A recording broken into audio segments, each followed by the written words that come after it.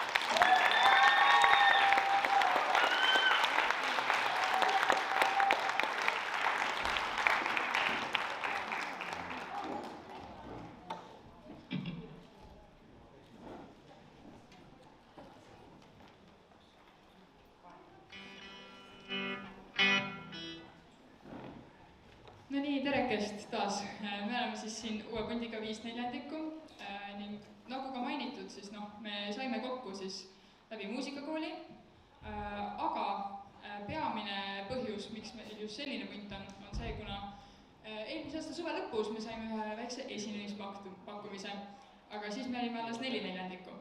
Kuid me tundsime, et üks liige on puudu ning kallis Mihkel siin oli nõus tulema meile, seal juba, okei, no tore. Trummariks. Põhimõtteliselt, nagu juba enne mainitud, me oleme kõik mängime siin mitut erinevat pilli ja nii ka seekord. See lugu, mis me nüüd just mängisime, oli Radar, tema nimi on Radar.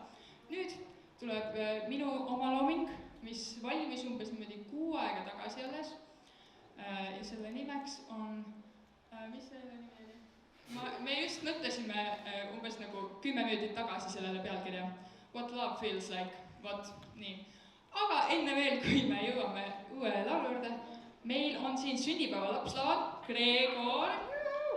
Nii et ma tean, et te olete kaua istunud, tuleme kõik tõuseme nüüd püsti ja laulame ühe sünnipäeva laulu talle kõik kaas.